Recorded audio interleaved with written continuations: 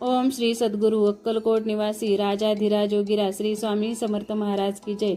अनंत कोटी ब्रह्मांड नायक भक्तवत्सल भक्ताभिमानी श्रीपाद श्रीवल्लभ विजय दत्त गुरुदेव दत्त समर्थ अवधूत चिंतन श्री गुरुदेव दत्त। ओम श्री गायत्री माता की जय। ओम श्री गुरु महाराज की जय। ओम श्री स्वामी समर्थ महाराज की जय। तर सर्व स्वामी भक्तांना स्वामी प्रकट दिनाच्या खूप खूप शुभेच्छा। तर काल होता गुढीपाडवा, त्याच्या पण मी शुभेच्छा कालच पोस्ट टाकून सर्व माझ्या युट्यूब फॅमिलीला दिलेल्या आहेत। तर कालचा थोडासा तुम्हाला दाखवते व्हिडिओ।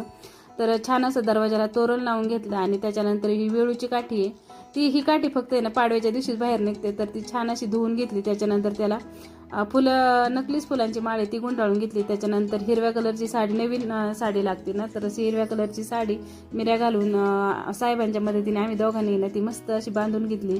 कडुलिंबाचा डगळा, त्याच्यावर तांब्याचा कलश, त्याच्यावर मस्त असं स्वस्तिक काढलं, हळदी कुंकाचे 5 टिपके लावले आणि मग फायनली आम्ही गॅलरीमध्ये अशी गुढी उभारली बघा। तर खूप छान वाटतं आणि खूप प्रसन्न वाटत होतं। आणि मी पण आहे ना गुढीला हिरव्या कलरची साडी नेसवायची होती ना, म्हणून मी पण गुढीसोबत मॅचिंग हिरव्या कलरची साडी घातली होती आणि छान असं गुढीचं दर्शन घेतलं। आणि आज स्वयंपाकाचा बेत होता पुरणपोळीचा।